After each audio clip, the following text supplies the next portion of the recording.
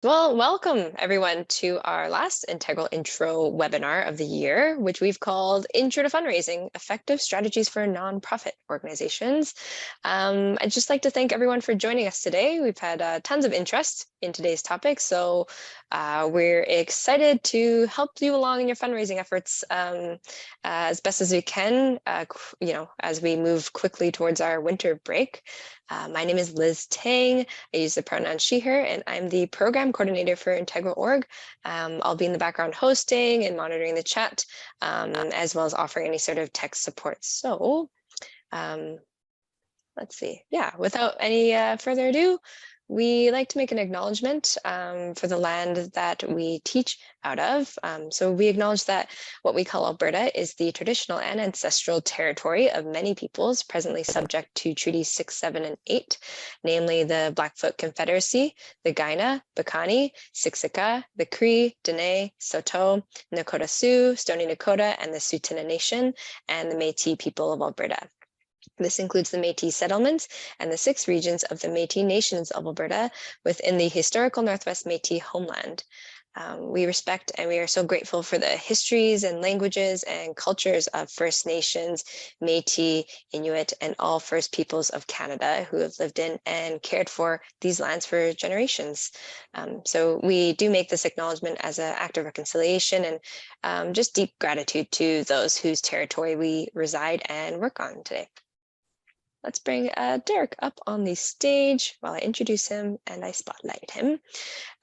Very pleased to introduce Derek Bechtold, our facilitator today, whose career spanning 24 years has had him the honor of contributing to a myriad of nonprofits and charities from a multitude of sectors. So that includes Woods Homes, In From the Cold, Association for the Rehabilitation of the Brain Injured, and currently Brenda Strafford Foundation.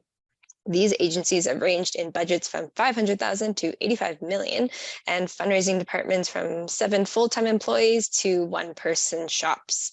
Over his career, Derek has dabbled in every manner of fund development, from annual giving, major gifts, special events, through to planned giving, and is well-versed in high-level strategic development down to the tactical and minutiae of fundraising. So with that, take it away, Derek.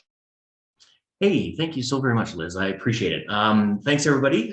Welcome. I really appreciate you all coming out on this cold day. That was a terrible joke. I'm sorry. I had to say it. What is this wild and wacky world of fundraising? Let's sort of have a look at this. We are all here because we love our organizations, right? We want to see them thrive. We want to have them be sustainable, right?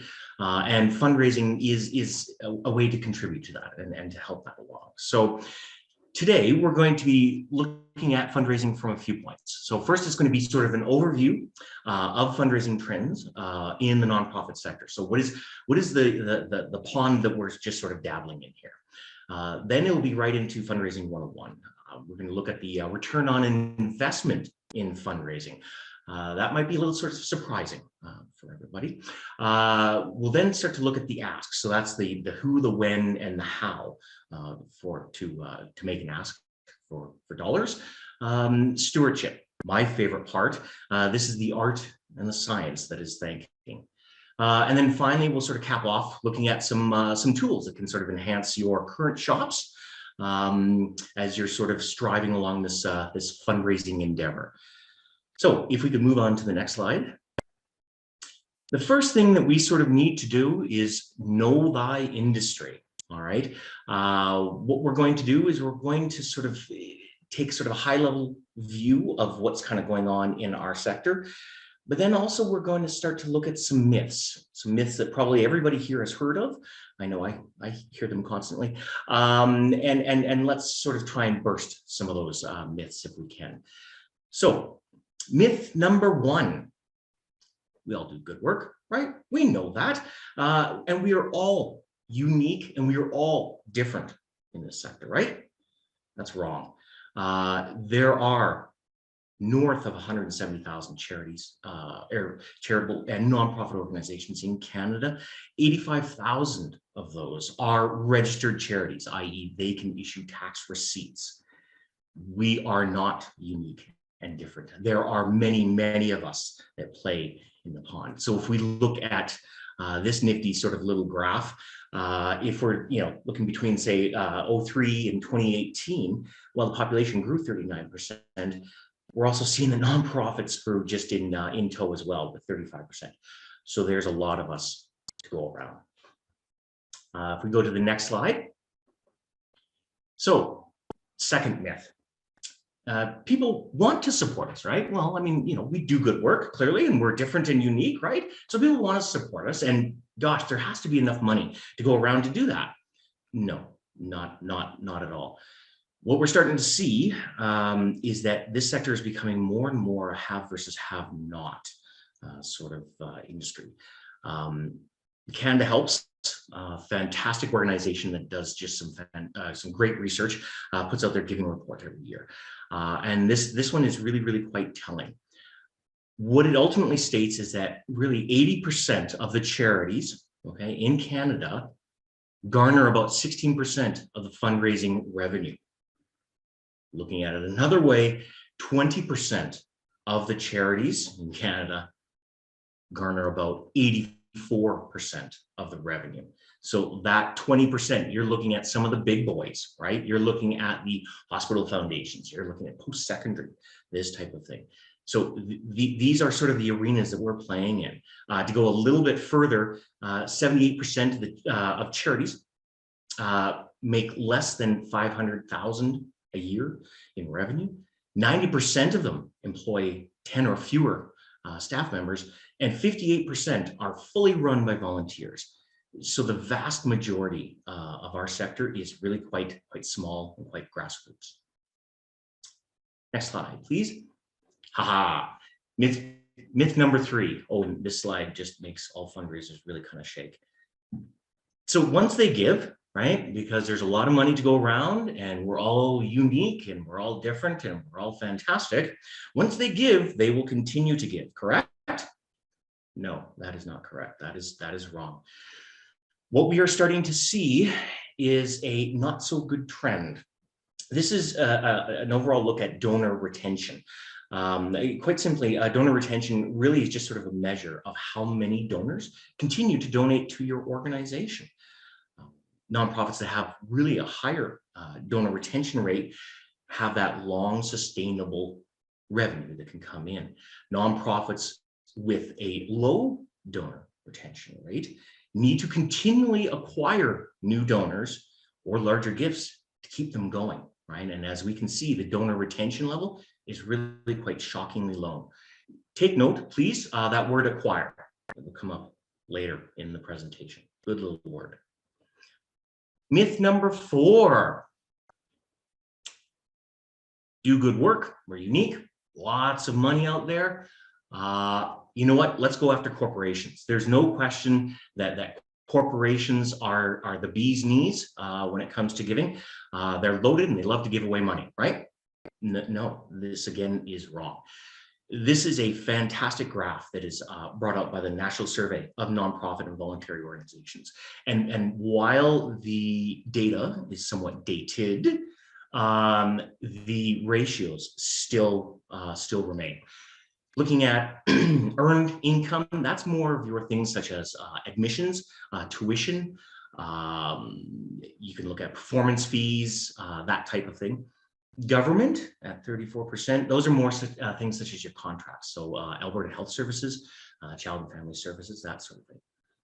So looking at this wonderful pie chart, who gives generally the most in terms of fundraising revenue?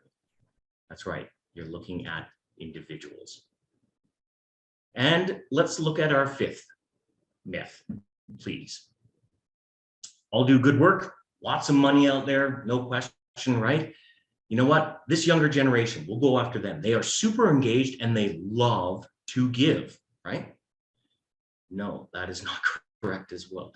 While our younger generation are incredibly engaged, passionate, and the epitome of looking at social justice and these types of things, we sort of find that Canadians aged 55 years and older give it twice the rate of younger Canadians. And startlingly, there doesn't really seem to be any indication that the giving from this younger population is going to take over once the older adults kind of move on. So where does this put us in the end? If we can go to our next slide, please. Marina Globovak is, she used to be the president and CEO of Canada Helps. Fantastic individual. And she always sort of does a little preamble for her giving report. This one I think is really quite telling. She's really talking about more of the giving gap and just how this is starting to really become critical for us. Furthermore, we're starting to see a general steady decline in giving across generations, right? Furthermore, as we sort of saw, we are seeing a larger discrepancy between the haves and the have-nots, right? So how does this look for us? Well, if we can move on here, gosh, we might as well just sort of pack it in, right? I mean, just sort of pack up. That was really quite depressing. We'll call it a day. Go drink some coffee. No, not at all, right? We're here because we love what we do. We love our organizations and we want to see them thrive. And there are a number of strategies and tactics that you can use as a small shop, really, to compete with the big boys. So, looking at fundraising in 2022 and 2023. Oh, Christmas cracker. If you were to sort of look at, what can we expect for fundraising in the coming year? You will see things such as the transfer of Bitcoin. You will see articles on non-fungible tokens. You will see lots of information on DAFs or donor advised funds, these types of things. I like to make this maybe sort of a little more kind of simplistic, and I'm going to sort of really say focus on these four sort of things. People. Really what we're looking at here is donor retention, right? You saw those numbers. If we can somehow even bump those numbers up so that our donors continue to come back, that is sustainability built in. Revenue. Diversify, look for different methods, different unique, don't do, we've tried, we've tested, you know what, it gets us by, we just don't have the oomph to try something different. No, try different things. Your mission and operations, please show impact, show your impact. This can be through stories, this can be through data, this can be through a myriad of things, right? Engage your donors to make them feel good.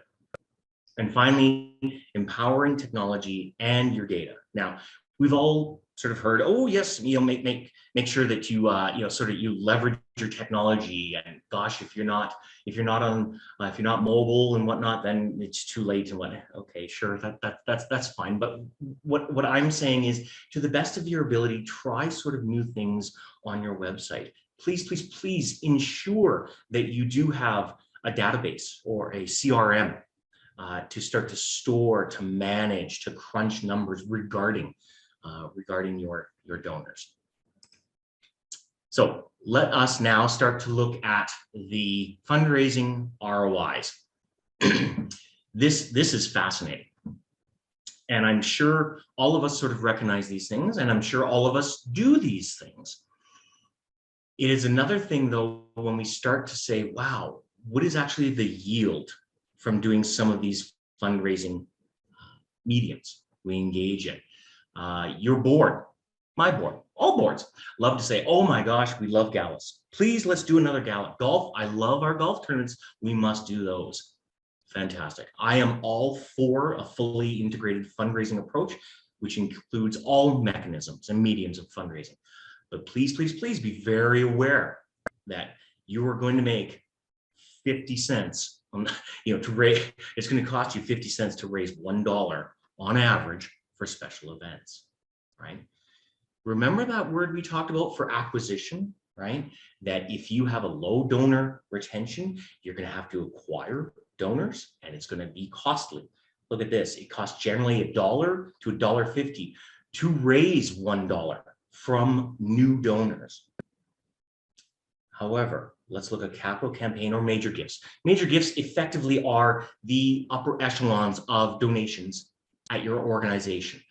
They can be university, 500 grand, or they can be at a small food kitchen or community kitchen in rural Alberta that is, say, $1,000, right?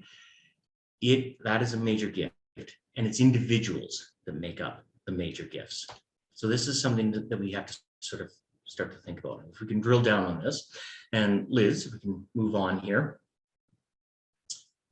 So people might have heard of the Pareto Principle, right, or the 80-20 rule.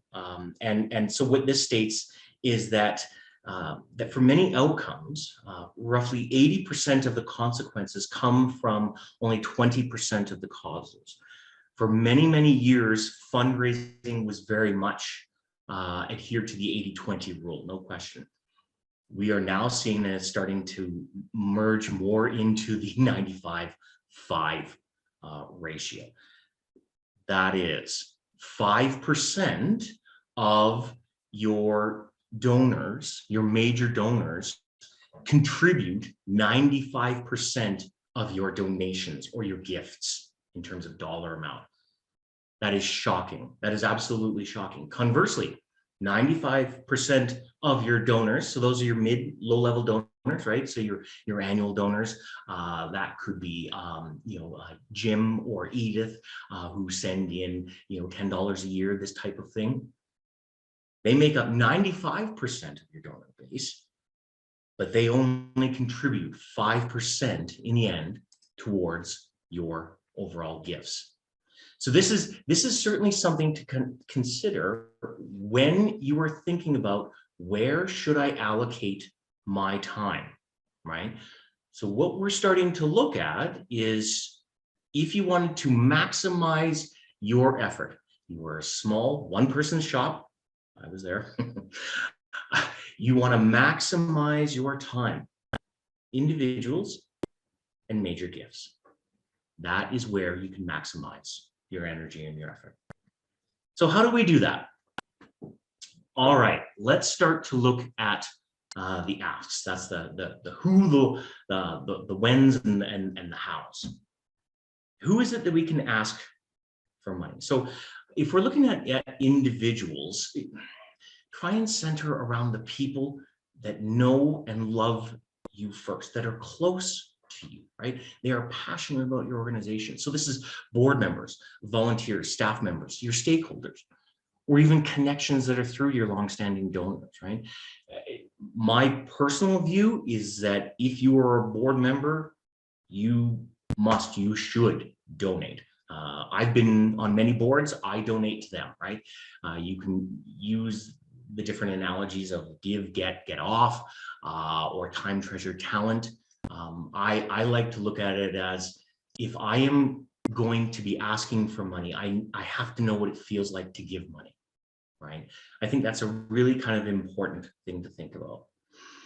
When I say connections through long-standing donors, that's really kind of an interesting one. So we all have those donors that have given to us for 10, 15, 20 years. Perhaps they're also volunteers, right? They're really steeped in our organization, perhaps been around since we founded the organization. They are your ambassadors. Perhaps they know of some friends and they can bring on some individuals, some corporations and whatnot. They can be just a geyser of information for you. Who else can we ask? So if we can move on, Liz. So you have that one volunteer that is sort of the heart and soul, that ambassador of your organization. Perhaps he knows, some pretty highfalutin corporations. Perhaps he knows individuals in service clubs. Perhaps he's a member of a service club. I was a member of Rotary and for Kinsman, right? Perhaps he knows foundations, these types of things. So this is what I mean in terms of leveraging some of those individuals. If you don't really kind of have that available to you, how can you sort of find some of these things? As a quick and dirty sort of search, if you're looking for, say, corporations or say for foundations, if you go to Charity Village, fantastic, nifty little website, And if you do a search on corporate funding or foundations, you'll come up with a sort of a long list. There's a great place to start. I once at an organization had a volunteer. She was just delightful. She sat down and she went through CRA's database. She looked up all of the foundations that are in Alberta. There are 413 public foundations and 761 private foundations. Generally speaking, a foundation's mandate is to give away money. How many of those could give away money to you, right? You can start to data mine that. For corporations, it doesn't always have to be the big boys, right? The RBCs and the ATBs or the TELUS and the Shaw. I actually, a good friend at TELUS, who's head of community investment, I can remember her telling me once that in a year they could receive upwards of 5,000 grants submitted to them. That's a gaggle, right? If you are in rural, though, Alberta, there are small mom and pop shops, right? There are corporations that are just down the street. How can you partner with them? How can you leverage that relationship? Service clubs. Oh my gosh. I think one of the most untapped sectors that we have around. Probably in Calgary, there has to be north of 20 service clubs, I would say. Gosh, you drive into Okotoks, and right on the outskirts, you see the sign for Rotary and for Kinsmen and Lions. Tap into your service clubs. Their entire mandate is to give away money.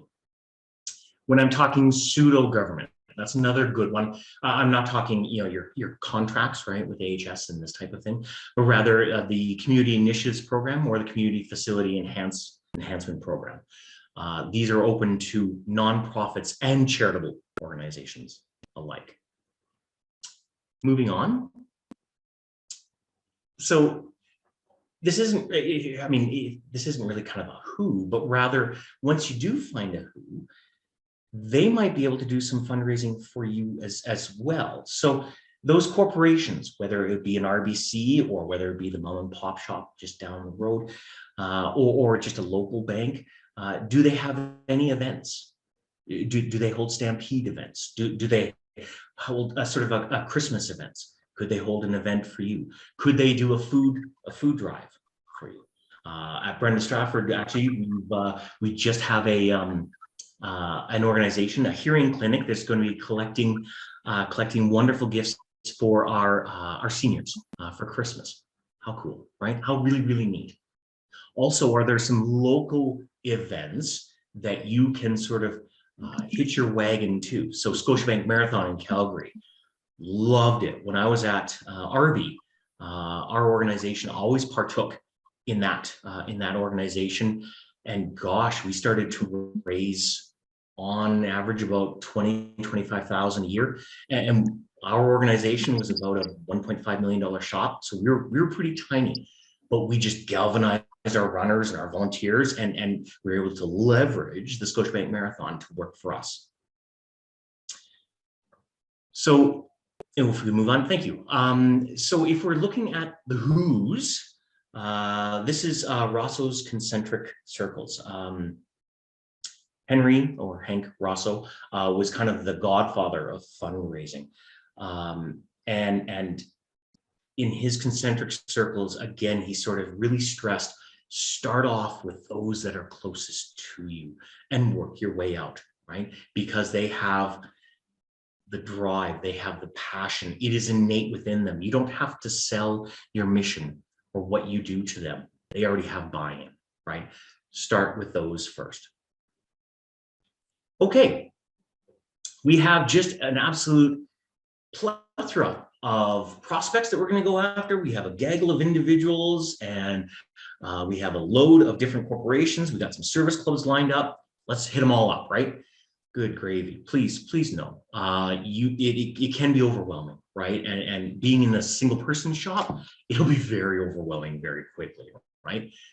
Make sure that you don't take on all initiatives at once. Break it down into bite-sized sort of morsels that you can sort of deal with in singularity. So if we move on, what I like to do myself is I like to sort of build a kind of a yearly calendar of grant dates for myself. So I start to first embed where are some anchors for me. So that can be, so at Brent Stratford Foundation, we have our golf tournament that will be coming up in 2023. Boom, that's September. That sucker ain't moving. All right. So what's around there? Well, geez, the Calgary Foundation, they usually put their call out for grants around September. Ooh, that'll be ugly. Or February. Wow, lock that in there. Community Initiative Program, CIP, right? They're usually in January. And then I think in March might be another opportunity, right? Start to plan and plot these out so you can look at it from a larger strategic view. We go on to our next slide. This is then when you can start to build in some of your prospecting and your communication and contact with some service clubs. Maybe you can sort of on an off month, say, February, whatnot, you have really kind of nothing lined up. You know what? Let's go to our local Lions. Let's do a presentation. How can we engage them, right? Wow, you know what? Jim is sort of a donor of ours, but we really think we could ask him for some more help. We really think we could engage him further and bring him closer to our organization. You know what? That might be a great ask come October. So you can start to plot these things out and really look at it from a strategic point of view. There is also some ongoing or passive, probably not the best word, fundraising that we can use. So remember, we're talking about sort of diversifying some of your fundraising portfolios. Herein are some really, really great and groovy opportunities to do that. In from the cold, fantastic Amazon wish list that they have up there. Number of organizations, have signed up for Donate a Car. Christmas cracker, Skip the Depot. Lots of organizations use that, especially, with COVID, right? And Raffle Box, that is certainly a new one that has come out recently, where you can just start to have monthly 50-50 draws, and those can start to work for you, right? So think about some ongoing things that you can do, some different things, some unique things to diversify those revenue streams that you have. All right, so we have our prospects. We think we sort of know who we're going to be going after.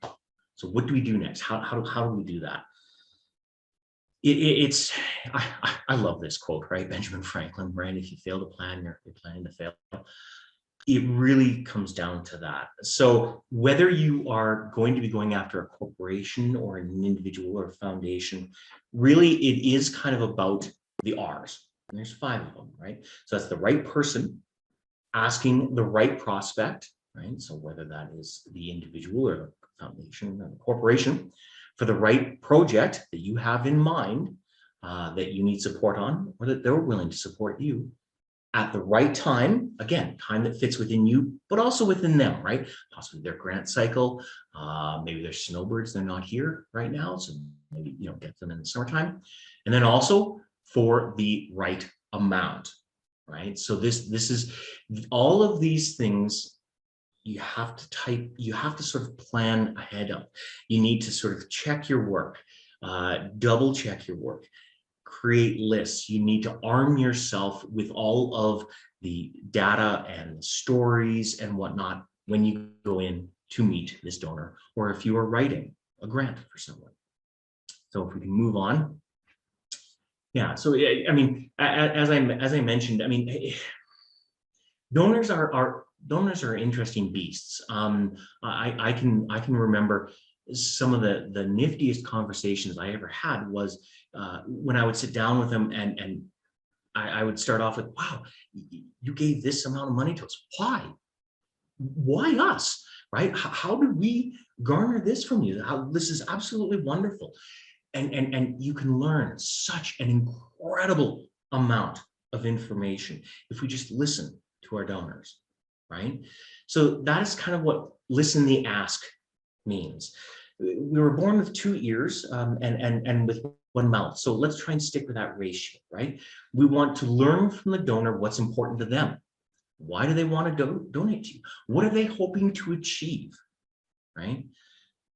That is when, if you are armed with, your toolbox of stories, stats, emotions, impacts, numbers, facts, figures, all of these things, you're able to cater to exactly what that donor needs at that time.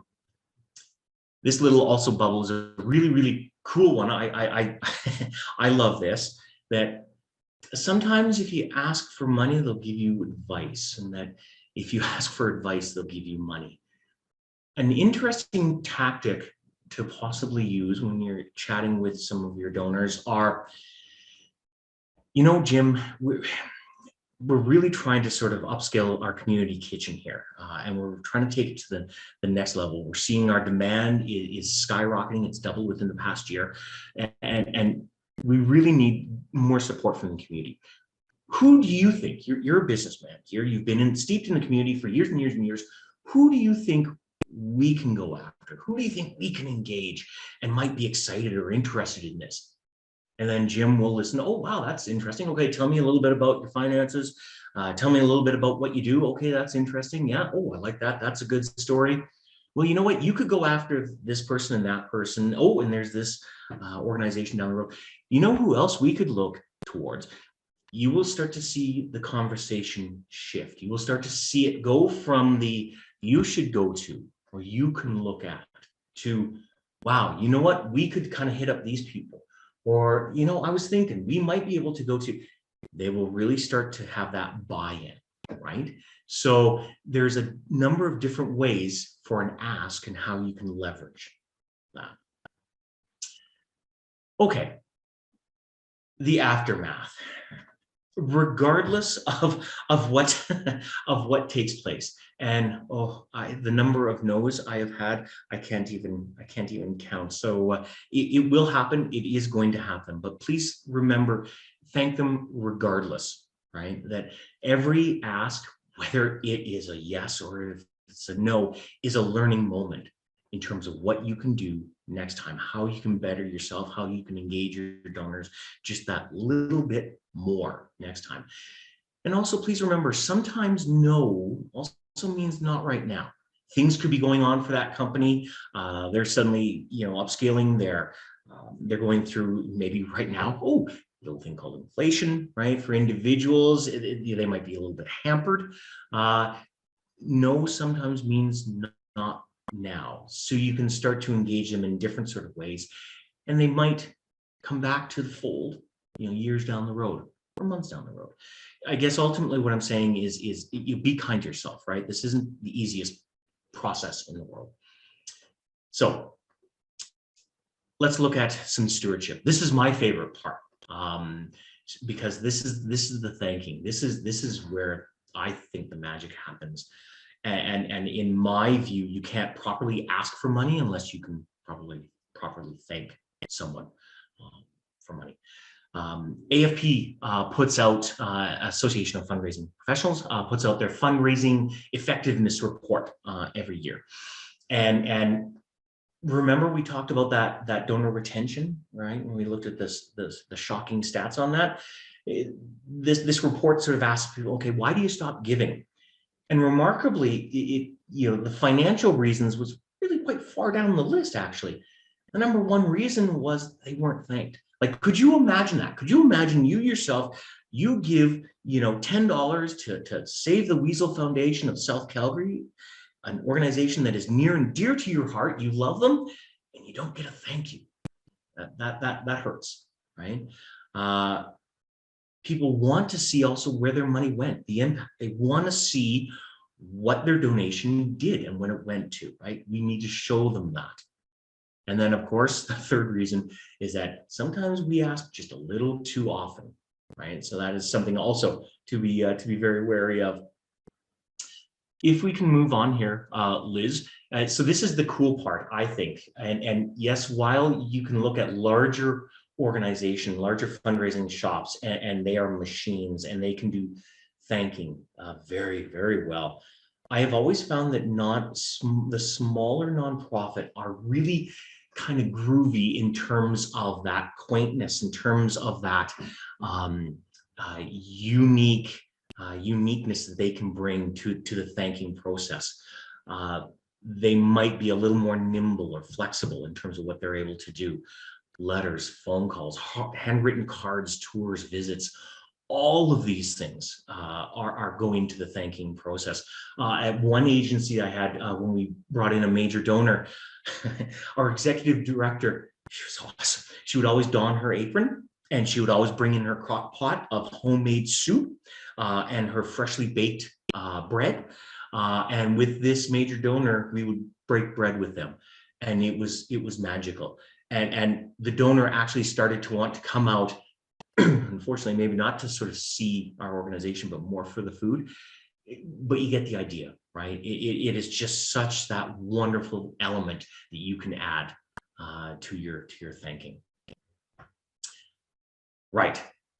Okay, so we looked at a little bit of sort of the asking and the all-important thanking. What are some tools that your shop can utilize to sort of bring this to the fore? You know, again, the small shop, they don't have the big sort of fancy budgets to do some things. Well, there's, I think, still a lot of tools and resources that you can sort of utilize. The one is your case for support. I think every organization needs this. I've been at some orgs where they're big fancy dancy things, 12 pages, laminated, it's like a magazine, right? When I was at Arby, we had a 2-pager front and back, right? Really what this document is it states reasons why the organization needs, nay, merits funding from an individual or from a corporation, but then also what it's going to do with that and what it's going to go to, right? So this is also a fantastic tool to arm your volunteers with, to arm your board members with, and even your staff, right? To try and build that entire culture of philanthropy at your organization where everybody can roll up their sleeves and get in part and be part of the fundraising endeavor. This 2-pager can really, really do that for you. What are some other things that we can do? Program budgets. This one is kind of interesting because I've been at agencies where they've had difficulty creating a budget. Specifically, that's, you know, as a $500,000 organization, and oh well, we just need people to give to us. And absolutely, yep, totally agree. That is the crown jewel, undesignated dollars, so that can go to whatever it is that you want. However, there are some service clubs, corporations, foundations that they like to see programs. They want to see programs. They want to see budgets, right? Because programs, you can sort of measure those, right? You can say, yes, we have X number of individuals that go through this program and they have these outcomes and this type of thing. It's very, very tangible and it's very real for them. I've actually heard the comment from donors stating that our donation is really just sort of too small, that it'll just be a drop in the bucket for the size of this budget. So if you were to make it a $50,000 budget, that might look far, far more appealing than a $500,000 budget. So how do we do that? So Liz, if we can move on here. Oh, lovely, thank you.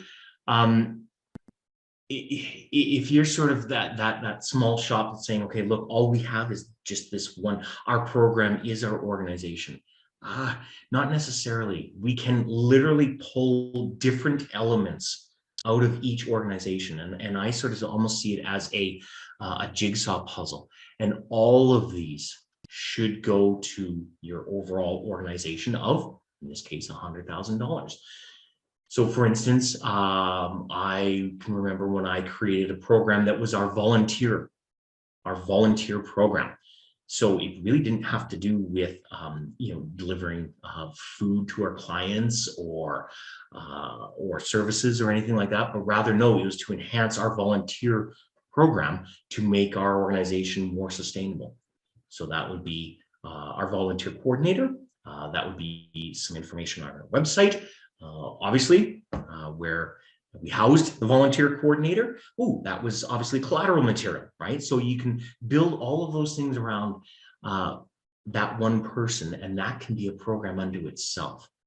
Please, please, please, please, when you're creating a budget, please add in, if you are the executive director, add in some of your time.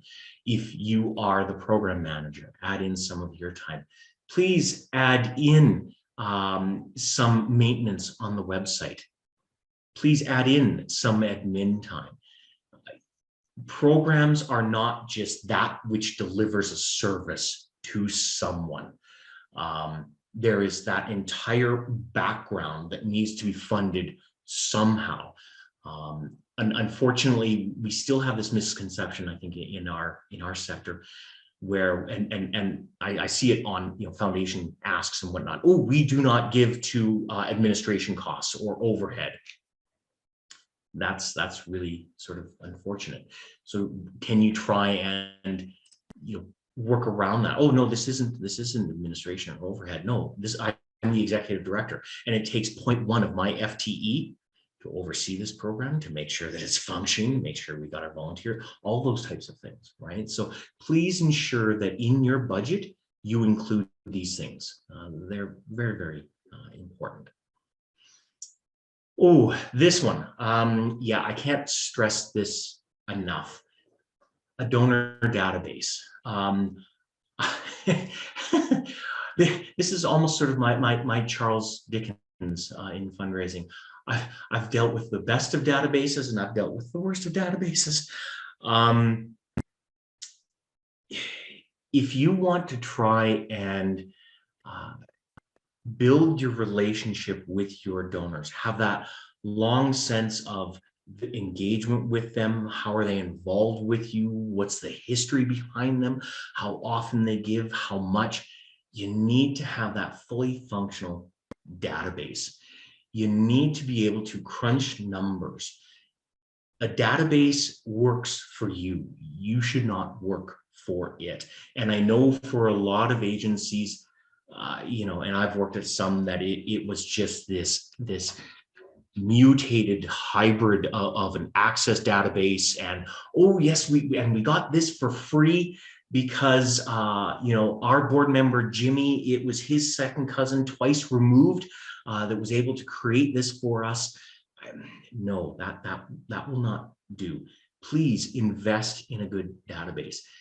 You can then start to data mine and see your donors, see trends for them. You can then start to look at the ROI. Where am I spending my time? Remember that 80-20 rule, or in our case, 95-5, right? You can start to see, wow, I am spending all of my energy and effort on the 95% of our donors that give us 5% of our gifts. That doesn't make sense, right? There are some affordable, really affordable CRMs out there. If you go through TechSoup, please check them out. They're such a groovy organization.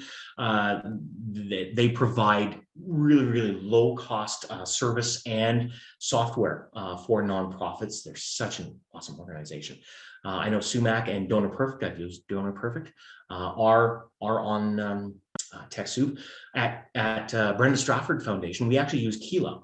I've never heard of it. It's actually quite a lovely little program. They're actually based out of Vancouver. They're quite nifty, and they're fairly reasonably priced. So yeah, so please take a look at that, and please don't use Excel spreadsheets if you can. I implore you. Okay, so what does this mean? So we kind of looked at some of the trends, and that was really kind of disheartening. But then we looked at some of the asks, and how we can ask and how we can do unique and creative things, right? In our sort of little one-person shop or whatever shop you may have. At the end of the day, whatever it is that you're doing in your fundraising program, please, it takes time. Rome wasn't built in a day, nor was a fundraising program, right? These things take time to start to sort of work their magic, okay? The next slide, please. Yeah. And this is from Peter Drucker, who's a fantastic nonprofit writer. He's probably the godfather of nonprofits. And he sort of said that culture eats strategy for breakfast, right? So it's fantastic if you have all these large, sort of strategic goals and strategic aims and whatnot. That's great. If they don't fit though for your organization, you're trying to fit, you're trying to fit a circle into a square. It just is not going to work. Look at each sort of strategy or each tactic or whatever it is this right for you? Is this going to work for us? What works for the Brenda Stratford Foundation may not work for a small, mom and pop nonprofit in, Flin Flon, Manitoba. And that's perfectly fine. Maybe you can adapt it. Maybe you can morph it, that sort of thing, right? Make sure you can adapt it and fit it to your organization. When you do pick a fundraising initiative, please measure that sucker left, right, and center. It's really quite unfortunate when you sort of hear, oh yes, we do this this golf tournament. Oh, that's wonderful. Well, why? Well, it's sort of what we've always done. No. Does it make you money? Is it doing something? Is it moving the needle on your organization and where it needs to go, right? Please measure whatever it is that you are endeavoring to do. The next one, and this is actually one of my favorite ones. You will fail. Oh, Christmas cracker, I fail on a daily basis, trust me. But if you do, please fail forward, right? So don't be disheartened. Sort of look at this, dust yourself off and go, wow, let's learn from this. Let's adapt it and let's kind of move on. How can we use this to better ourselves? When you fail, those are the seeds for innovation, right? And that is what will move your organization forward. And then finally, and I guess this is really kind of the most important thing, is when you succeed, celebrate. So if I may, at my office, I have a little sort of squeaky toy, and it's a donut, and it is terribly obnoxious, and it has obnoxious noises that come out of it. However, I squeeze that little inflatable donut every time we get a major gift. Stratford. It's really kind of cool, right? People kind of go, oh, we know what that means. Oh, there's Derek, he's so annoying again. Oh, but wow, we just got a major gift. How cool is that? Or wow, our golf tournament did well. How awesome is that? Please celebrate whatever it is that you're trying to do, because at the end of the day, what we're doing is very, very important, and it is a noble pursuit. Oh, wow. Well, that is me in a nutshell. Gosh, that was ever so quick, and you've been ever so quiet. Although I think you were forced to be quiet. Please, any questions? I haven't been able to look at the comments at all. Were there any nifty comments in the? Yeah, so we had the one comment. Yes, so one question was, is the corporate share of donations driven more by their, quote unquote, community investment, where they, volunteer more than they give money? And I think there's a lot to speak on in terms of volunteering and time types of contributions and, financial contributions. Awesome question. Brilliant. Yeah, corporations are very complex beasts because they will have their philanthropic or their charitable side, right? They'll also have their sponsorship side. And the one, the charitable side is kind of based on the heart. The other one is more on that head. How often will our logo be out there? How many people are going to see it? That type of thing. Corporations, though, are starting to get into this wonderful world. They're getting away from checkbook philanthropy, thank God. And they are starting to see, wow, you know what? Engagement with community is good for business. So they are increasing employee volunteerism, which is a fabulous opportunity, because not only does that make the corporation happy, and thereby the community investment person or the individual you're dealing with are happy, and thus greater chance of you getting a grant. But you now have 10 individuals who came out and did spring cleanup at your nonprofit, right? They did spring cleanup and they saw your agency and they toured around, and they might have shed a tear or two, but they were totally moved by what you're doing, right? That's 10 people that you've been able to bring into your organization and open their eyes. Maybe they have an employee matching program where, Patty, who just came out, one of those 10 volunteers, decided to donate $10 to you. Well, geez, if she goes through RBC, she can actually have that matched. Or if she goes through NMAX, she can have that matched, right? So corporations are not just the, ooh, can we go after them for a donation or for sponsorship? Nay, nay. There's a lot of different avenues. So make sure when you look at corporations, search their websites, drill down on their community investment section, look at investor relations. Make sure you look at their annual reports or their yearly reports, because they may have little juicy morsels and nuggets in there, so you can see who they give to, why they give to them, and how often. Yeah. Great. Yeah.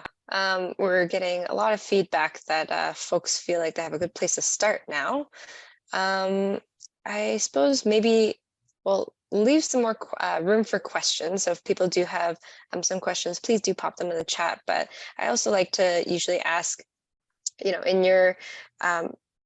your presentation, there's lots of words of wisdom for fundraising pitches and grant applications, but do you find that there are any kind of common mistakes or lessons that you've learned through your experience? Oh gosh, yes. I actually did a presentation eons ago with a colleague of mine, and it was actually called "How I Suck as a Fundraiser." It was ever so good. And a lot of community investment people that I'm good friends with came out to it, but they also supply me with really good information on what not to do. So I mean, there have been cases where, and I was at an international conference where I heard this, where somebody did an application last minute to FedEx. And they sent in an application to them. However, it didn't really look very good when they couriered it via Purelator. No, don't, please don't do that. Or if you're going to be hitting up RBC for a sponsorship, don't hit them up for the Scotiabank Golf Charity Classic presents. No, RBC won't come on to that. Please don't. I was at an agency where I'm looking at our donor wall, and there was it was a wonderful donor wall, and there was a mistake on there where it was the Haskains who had given to us. Very, very prominent, wonderful individuals in Calgary. Unfortunately, the little tag, and I guess nobody had seen this, said Dick and Louis Haskain, and it's actually Dick and Lois Haskain. So, oh gosh, yes, there can be a myriad of things, and I've screwed up in numerous cases. I've sent letters, unfortunately, asked letters to an individual that had passed away the year before, and his widow opened up the envelope and said, and she phoned up and said, I'm terribly sorry, and these were regular donors to us. He's no longer with us. Mm-hmm. But what a question! What a great way to apologize to her and chat with her. Yeah. And maybe we'll just sneak in this last question. Ooh, please. Any tips for fundraising efforts for stigmatized communities? I think that's a cool question.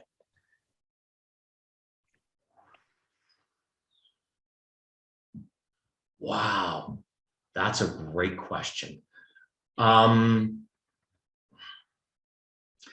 would actually think so. For stigmatized communities, I would say that corporations would be a good avenue, because they are starting to really branch wonderfully into the DEI world, and specifically so.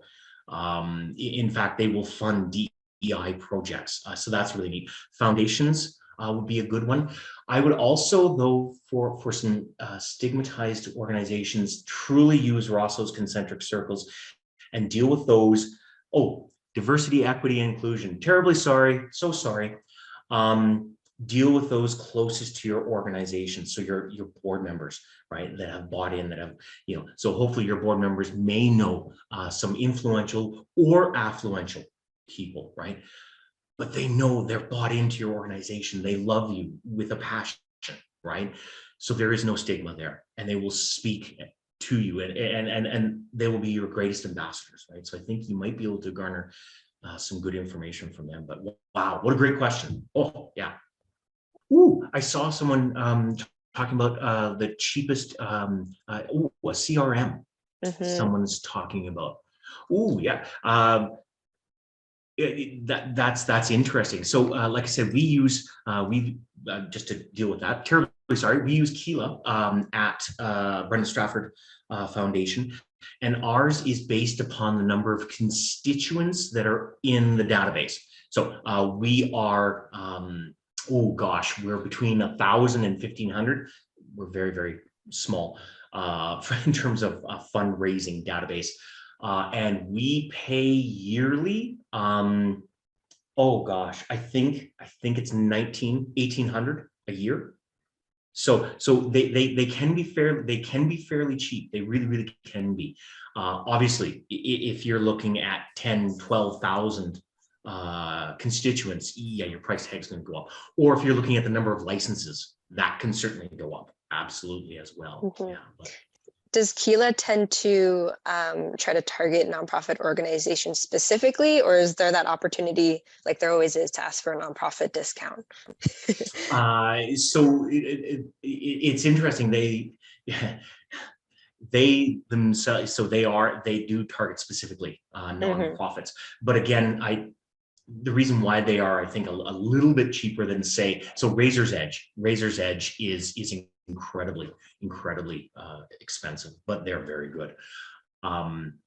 Kila, in terms of its what it is able to do and its functionality, may not be the best for, say, a hospital foundation or for a very really large organization. One that we used at RB was Salesforce. And Salesforce, remarkably, is the 4th largest software company in the world. TELUS uses them, BMO uses them, and they were free. Now, we had somebody on site that was able to do our data conversion and migration and all that sort of good stuff. So that was wonderful. But through their, I think it's Philanthropy Cloud, I believe it's been a while now, at Salesforce, because we were a registered charity in Canada, we received 10 free licenses. Shocking, right? Like, that is fantastic. And yeah, what this database was able to do was just fantastic. Oh, somebody mentioned it, I think, the Success Pack. Oh, I think I saw that there. Yep, just came in. Personally, we do use Salesforce at Integral.org, and it is useful beyond, I think, just donor tracking. It's a very rich looking website. Takes some getting used to, but it is also very powerful. From what I understand, sorry, Adam, don't get me on these topics, guys, okay? I'll just keep going. From what I understand, the food bank uses Salesforce as their CRM, but not just for donors and donor relations. They use it to track food. So they set up, their little sort of barcode that they scan that little jar of peanut butter. And because Salesforce is so robust and so powerful, you can track that jar of peanut butter to that specific community in the Northeast or the Southeast. Stunning, remarkable. You want to show impact? For us, we were starting to, when I left the organization, we were getting really close to using AI, artificial intelligence, in Salesforce. Powerful stuff there. Yeah.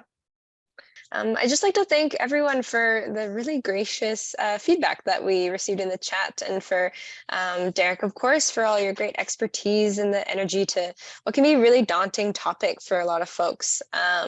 If your organization does need a little bit more in-depth help, Integral.org does do other things. if your organization is interested in in-house presentations or strategic planning, perhaps bylaw reviews, we're available for any sorts of organizational development projects or a quick question if you do have any of those. So, all right. Well, I think I'll close this little community of ours, but you should all expect to hear from me in a couple of hours when I form an email. But yeah, thank you all for Thanks, joining us today. everyone.